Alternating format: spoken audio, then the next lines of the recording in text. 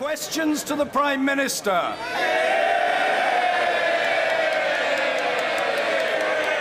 McKechnie. Question number 1, Mr. Speaker. Thank you. Thank you, Mr. Speaker. Mr. Speaker, I know the whole House will wish to join me in offering our deepest condolences to the families and friends of all those killed in yesterday's Airbus crash in France. It is heartbreaking to hear about the school children, the babies, the families whose lives have been brought to an end.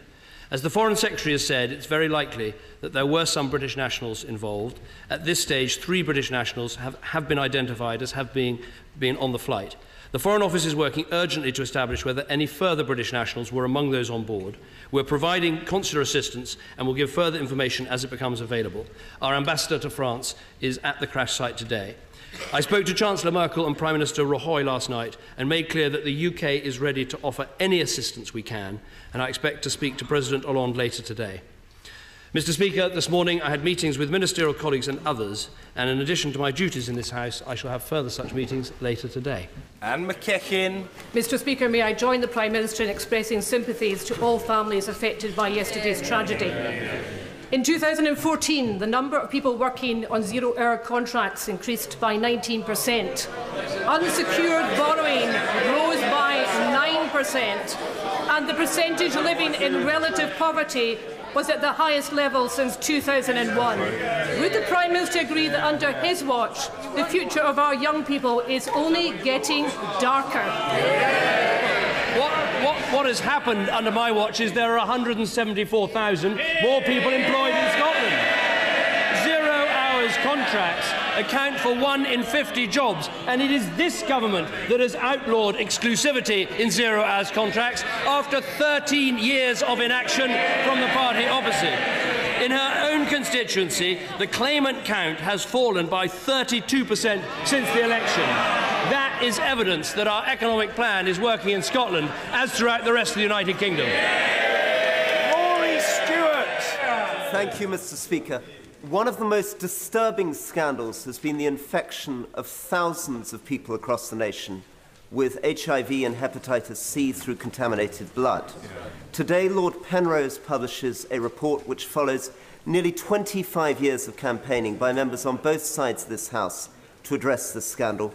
Could the Prime Minister, as the last act of his government, ensure a full apology, transparent publication, and above all, proper compensation for the families terribly affected by this scandal? I think my honourable friend is absolutely right to raise this with the Penrose report published today, and I can do all of the 3 things that he asked for. I know that many members on all sides of this House have raised the question of infected blood. I've spoken about how constituents have been to my surgeries. While it will be for the next government to take account of these findings, it is right that we use this moment to recognise the pain and the suffering experienced by people as a result of this tragedy. It is difficult to imagine the feelings of unfairness that people must feel at being infected with something like hepatitis C or HIV as a result of a totally unrelated treatment within the NHS. And to each and every one of those people, I would like to say sorry on behalf of the government for something that should not have happened. No amount of money can ever fully make up for what did happen, but it's vital we move as soon as possible to improve the way that payments are made to those infected by this blood. I can confirm today the government will provide up to £25 million in 2015-16 to support any transitional arrangements to a better payment system. And I commit that if I'm Prime Minister in May, we will respond to the findings of this report as a matter of priority. Finally, Mr. Speaker, I know that Lord Penrose was unable to present the findings of his report today because of illness, and I'm sure the whole House will want to send him our very best wishes. Ed Miliband.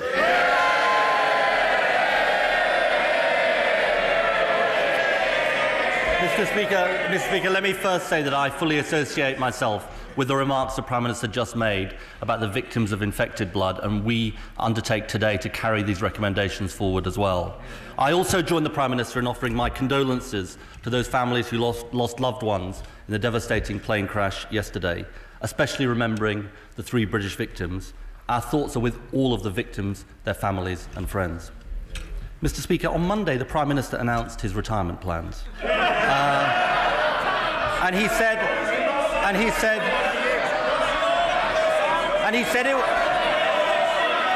And he said it was because he believed in giving straight answers to straight questions. Now, after 5 years of Prime Minister's questions, that was music to my ears, Mr. Speaker. So here's a straight question. Will he now rule out a rise in VAT? In 43 days' time, I plan to arrange his retirement, Mr. Speaker. But he's right. He's right. Straight answers deserve straight questions, and the answer's yes.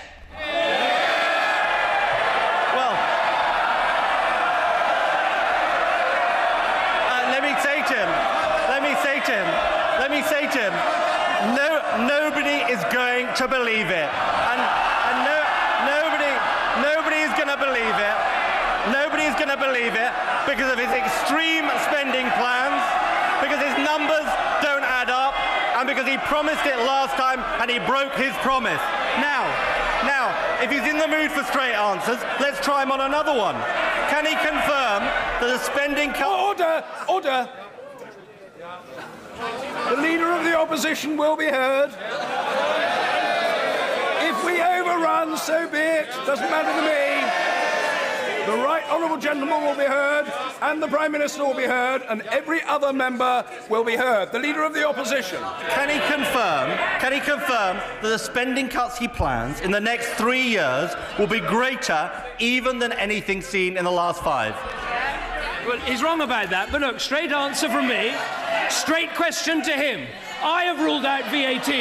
Will he rule out national insurance contributions? Yes or no? He'll have plenty of time. He'll have plenty of time to ask questions after May the 7th. And I'm afraid to say, his own Office of Budget Responsibility says a much sharper squeeze on real spending than anything seen over the past 5 years. Next question, and this should be an easier one. 5 years ago, he promised to cut net migration to the tens of thousands. Straight answer to a straight question. Is that a broken promise? Yes or no? Let me give him a second chance. I answered a very simple question about VAT. I ruled out an increase. Let me ask him again. Will he rule out an increase in national insurance contributions? We all know this is Labour's jobs tax. This is their tax of choice. This is what they clobber working people, families, enterprises with. So let me ask him again. Straight question, straight answer. Will you rule it out? Mr. Speaker, there's only one person who's going to raise taxes on ordinary families, and that's him. And he's going to cut the National Health Service. And he didn't answer the question. And let's ask him a question about the NHS. 5 years ago, he promised no top-down reorganisation of the NHS. Now, this is an easy one. Can he confirm that's a broken promise, yes or no? I'll tell him what's happening in the NHS. 9,000 more doctors, 7,000 more nurses, and 20,000 more bureaucrats. But we've heard it now. A clear promise on VAT from this side of the House. No answer on national insurance from that side of the House. And it goes to a bigger point, Mr. Speaker. He's had 5 years to come up with an economic plan. He's had 5 years to work out some policies for the future of this country. He's had 5 years to demonstrate some leadership, and he's failed on every count. Nobody believes his promises on VAT. Nobody believes his promises on the National Health Service because he's broken his promises in this Parliament. Now let's try him on one more. 3 years ago, he cut the top rate of income tax. Can he rule out, under a Tory government, a further cut in the top rate of income tax? The richest in this country are paying more tax under this government than they paid under the last government. We have set out our plans for tax cuts. If you're young and you work hard, you'll get an apprenticeship. If you're a family, we'll take you out of tax until you earn £12,500. I don't want to see middle-income families drawn into the top rate of tax. We've made our promises. Now let him make a promise. Will he increase national insurance, yes or no? Mr. Speaker, nobody believes his promises. He's had 5 years of failing working families.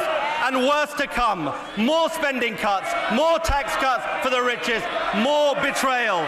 This has been a government of the few, for the few. It's time for a better plan. It's time for a Labour government. Well, you've seen it all. Absolutely no ability to answer a question. This is a country where unemployment is falling, the economy is growing, the deficit's coming down. In our NHS, the operations are going up, more good school places for our children, living standards rising, inflation at zero, record numbers in work. All of this could be put at risk by Labour. That is the choice in 43 days' time. Competence and a long-term plan that's delivering instead of the chaos of economic crisis from Labour.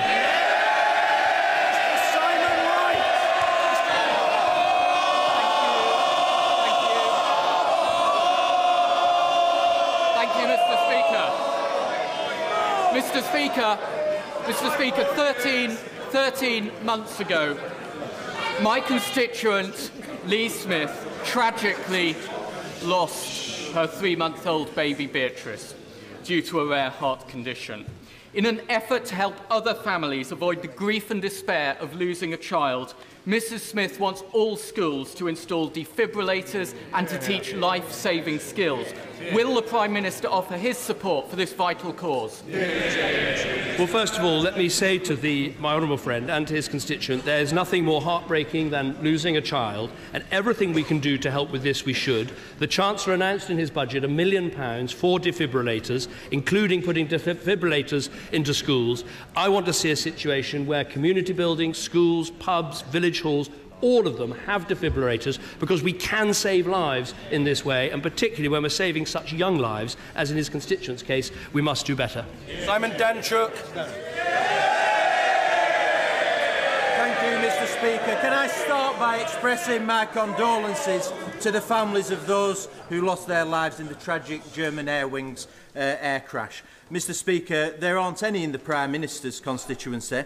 There is just one in the Home Secretary's seat, and yet there are 680 people seeking asylum in Rochdale, more than in the entire south-east of England. We're all proud of the assistance that this country offers to those in need, but public services in Rochdale are already stretched, and this uneven dispersal of asylum seekers is not helping the situation. Does the Prime Minister accept that this is not fair on Rochdale, and what does he plan to do about it? Well, first of all, can I say I think the honourable gentleman is absolutely right to raise this issue, that what we inherited was completely unacceptable. The numbers of asylum seekers are down by 1/3 from the peak that they reached under Labour. What we have done is we are fast-tracking more cases, we're resolving more cases more quickly, but I have to say to him, the legislation governing the distribution of asylum seekers was something that was put in place under the last Labour government. But I have been following what the honourable gentleman has been saying. He's sent some very good dispatches from the front in terms of knocking on doors in Rochdale. And this is what he says. Any Labour politician that says to you they knock on a door and Ed Miliband is popular, they're telling lies. He says that about his own side. He says, you know, this North London elite view of the world just doesn't play in Rochdale, Rotherham, Runcorn, or anywhere else beginning with an R outside the M25. Well, I'd like to encourage him to do more interviews, because he could add Reading, Redditch, Redruth, Reigate, Rochford, Romford, Romsey, Rossendale, Rushcliffe, Rutland, Rye, and probably Rosyth too, the way they're going.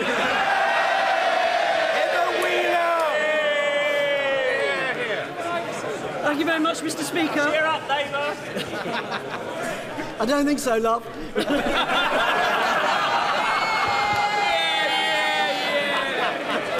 Mr. Speaker, in May 2010, unemployment in South Derbyshire, an ex-mining area, stood at 1,540. Today, it is almost 1/3 of that, at 580. Would my right honourable friend agree with me that the strong Conservative government and a Conservative district council with a long-term economic plan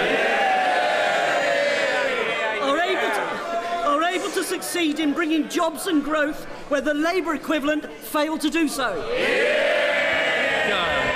My honourable honourable friend is absolutely right. In South Derbyshire, since the election, the claimant count, the numbers of people claiming unemployment benefit, is down by 68%. Wow. Those are the statistics, but every one of those people is someone with a job, with a livelihood, with a chance to provide for their families. And that's what this election is going to be about. Young people who want jobs, we're offering apprenticeship. Young families who want homes, we got homes with Help to Buy. Pensioners who want security, we've got the pension and the pension benefits guaranteed. That is what's on the ballot paper, and that is what I think people will choose at the next election. Mr. Nigel Dodds. Thank you, Mr. Speaker. Following the publication of the Northern Ireland Select Committee's report into the disgraceful On the Runs debacle yesterday, it's now been revealed that the man who went about distributing these letters to IRA fugitives, Jerry Kelly of Sinn Féin, has actually received the royal prerogative of mercy for certain crimes.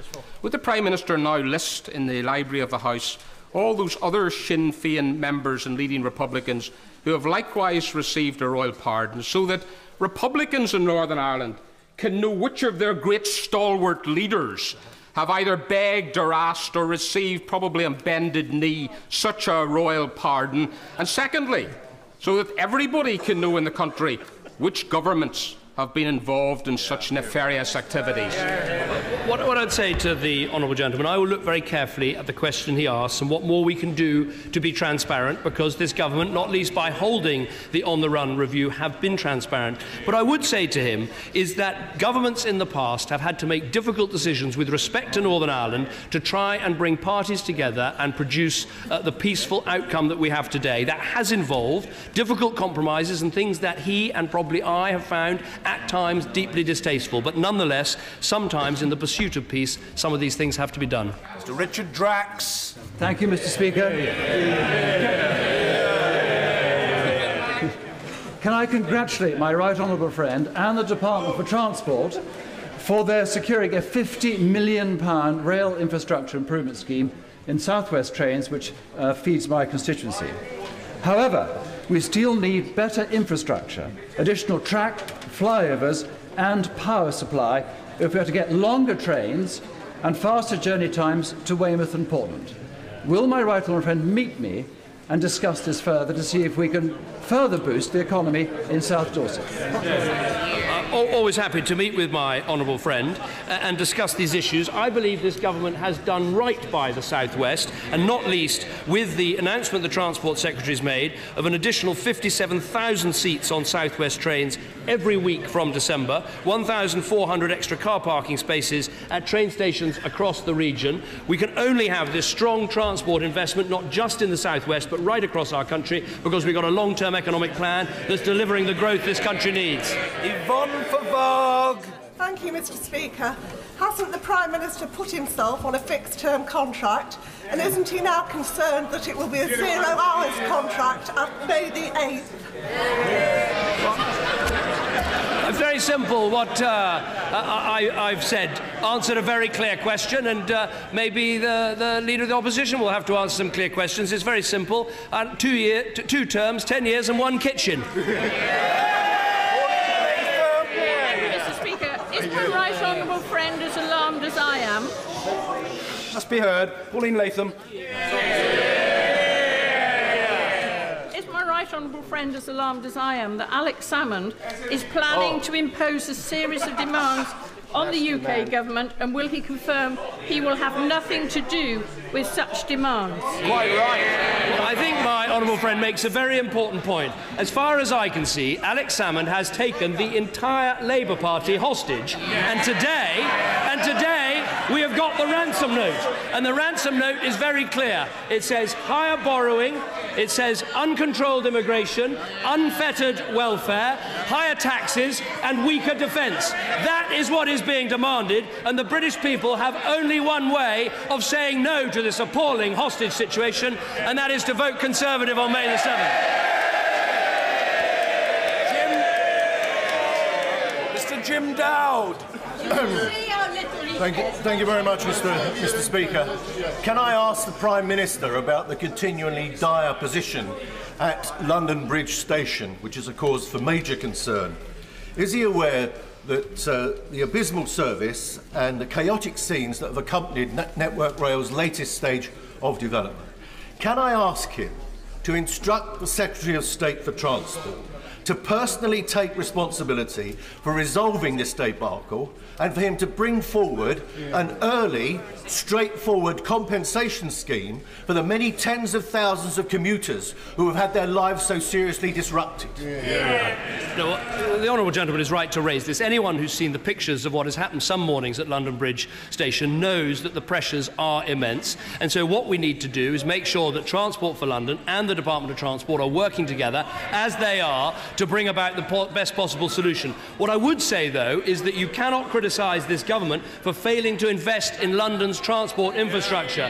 The Crossrail scheme, which I visited again a couple of weeks ago, is the biggest. Oh, they say we did that. They didn't. They left an enormous bill, but it's this government that actually put the money in and got it built. It's one thing to promise something, it's another to put the diggers in the ground and to get it done. And that's what we've done. Simon Kirby.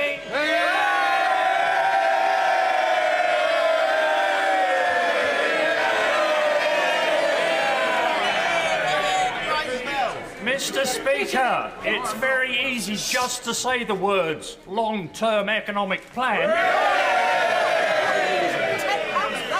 But in Brighton, Kemp Town, the last 5 years has seen sharply falling unemployment, hugely increased business start-ups and a massive £480 million investment in a new hospital. Does the Prime Minister think that the sun will continue to shine on Brighton? First of all, let me pay tribute to my honourable friend who's been a real champion for Brighton, and he has campaigned so hard for the extra investment and the rebuilding of this hospital, and I'm so glad that the Royal Sussex County Hospital that redevelopment will take place. Also, I would note that the claimant count in his constituency has gone down 52% since the election. The long-term youth claimant count has gone down 50% since the last election, and on that basis I think we can say the sun will continue to shine on Brighton. Caroline Lucas. Well, I certainly agree with I agree with the Prime Minister that the sun shines on Brighton. It shines bright green on Brighton Pavilion. But the Brighton Argus recently revealed that in the space of a single month, nearly 1,700 trains between Brighton and London Victoria ran late.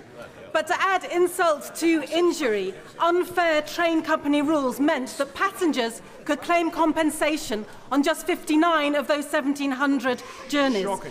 Will he join me in backing the Argus newspaper campaign for a fairer compensation system that puts money back into passengers' pockets?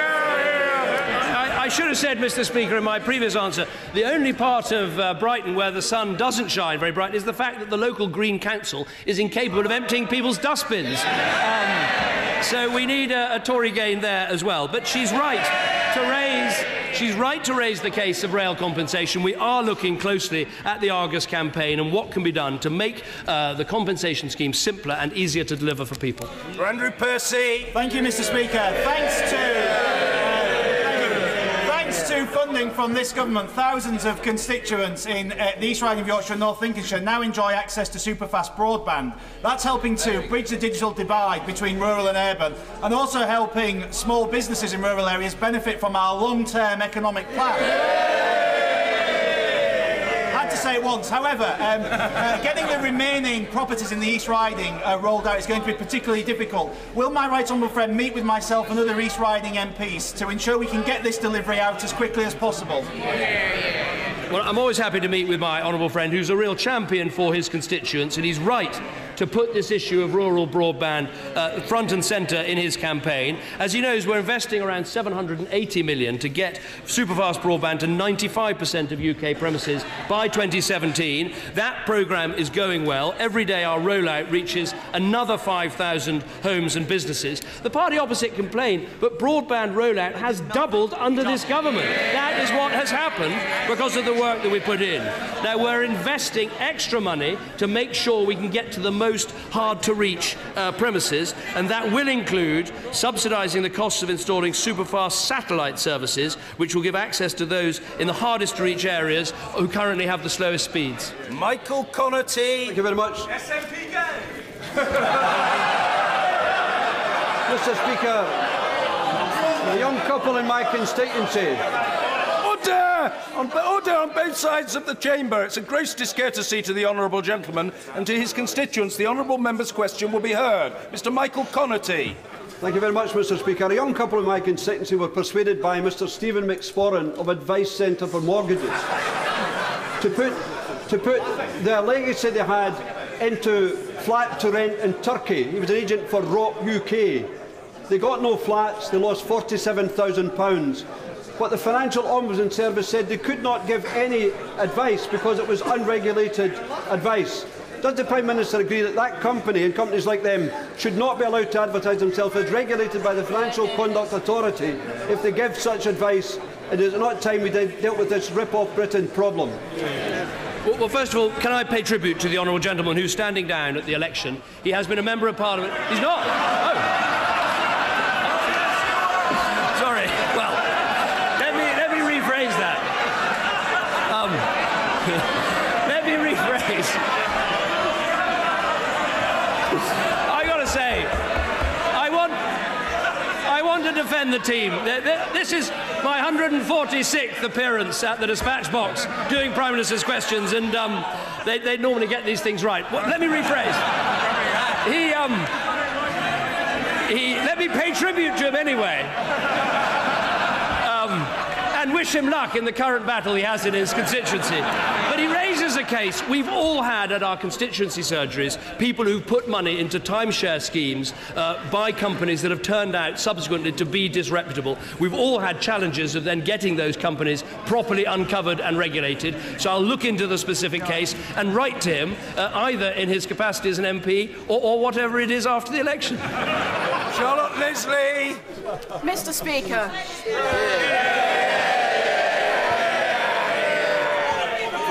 Knows I have often been unhelpful to the government in the Health Select Committee, but as a member of the Select Committee it is my duty to be impartial. But does he share my concern that the objective scrutiny role of the Select Committee system has been fundamentally undermined by Labour's refusal even to discuss a draft report, having heard evidence of decreased admin costs since the health reforms, privatisation slowing since 2005, TTIP not posing a threat to the NHS, no charges or top-ups introduced and no plans to. And does he agree that refusing... Order! It must be order. The remainder of the question, I know it's finishing very soon, must be heard. Charlotte Leslie. Thank you, Mr. Speaker. No charges or top-ups introduced and no plans to. And does he agree that refusing even to discuss this flew in the face of our public... Prime Minister! My honourable friend makes a very important point, which is this Select Committee report has been held back because Labour members of Parliament don't want to tell the truth about our National Health Service. They're only interested in trying to weaponise the NHS. The fact is, there are more doctors, there are more nurses, there are more operations being carried out, and that is what the truth is, and it's disgraceful that Labour try and cover it up just as they did in office. Mr. Elfin Fluid. Thank you very much, Mr. Speaker. No SNP gain here. This is in fact my last Prime Minister's questions after 23 years in this place. But I do hope that my very good friend, the former member for Banff-and-Buchan, will be rejoining this place in May. So, can the Prime Minister please tell us which causes him more anguish, his imminent return or my imminent departure? Well, I was quite looking forward to missing you both, but obviously that's not going to be... Can I pay tribute? I've sat in this House for 14 years, and all the time he's been a Member of Parliament. I remember some very passionate speeches, not least on the Iraq War. I remember some very passionate speeches about civil liberties in our country and making sure we respond in the right way to terror. He's always stood up for his constituents. He cares passionately about Wales. He cares passionately about rugby, and he will be missed by everyone. Glenn Davis. Thank you, Mr. Speaker. On the very last day before the 2010 general election, the Prime Minister, then Leader of the Opposition, visited Montgomeryshire. It was a joyous occasion which led to my presence in the House today.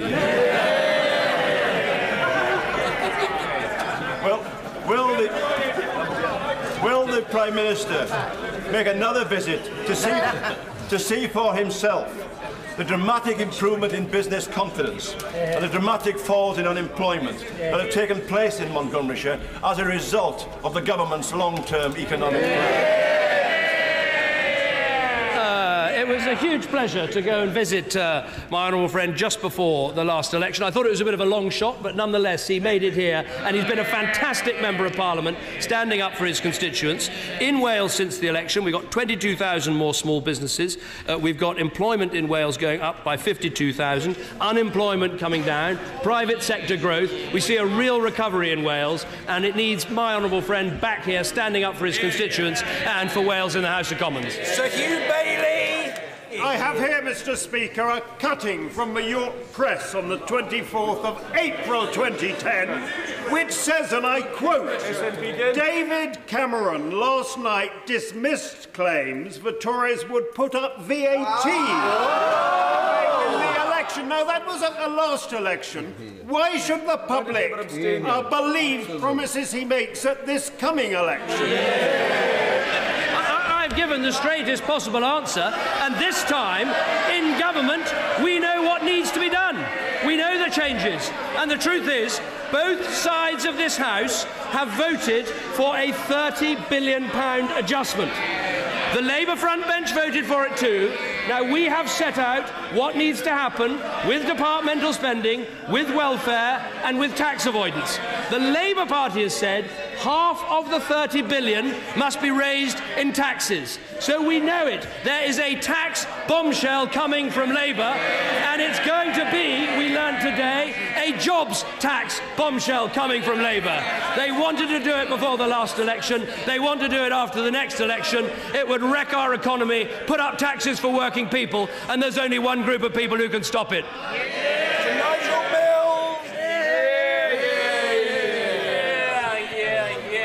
Many hundreds of households in Amber Valley still suffer from noise from the A38 through my constituency. Would he agree that measures to reduce the noise should be brought forward? And would he agree that where developers are trying to put sites up which use the advantages of being near the A38, they should use their profits from those sites to fund those noise reduction measures? Well, I must say, Mr. Speaker, I think today is a good day to discuss noise pollution. I think it's probably very appropriate that we quieten down and think about the subject for a minute. My honourable friend has consistently campaigned on this issue. He's quite right to. It's a big concern to his constituents. We're providing £75 million for noise mitigation on our national road network. We're resurfacing 80% of that network with low noise surfacing. That can make a real difference, and I'll look carefully at what we can do for his own constituency. Stephen Pound. Thank you, Mr. Speaker. So, last week, some of the rougher elements of the House chose to refer to the Prime Minister as chicken. I hope we've moved on. However, would the Prime Minister agree with me that it's entirely fair now to refer to him as a lame duck? I'll tell him what is a lame duck, and that is trying to get into Downing Street on the back of Alex Salmond's coattails. They now know they cannot win the election on their own, so they are preparing to answer the ransom note. Higher taxes, more borrowing, weaker defence, breaking up our union. That is what we've got to stop. Never mind talk of ducks. I'm looking at Alex Salmond's poodle.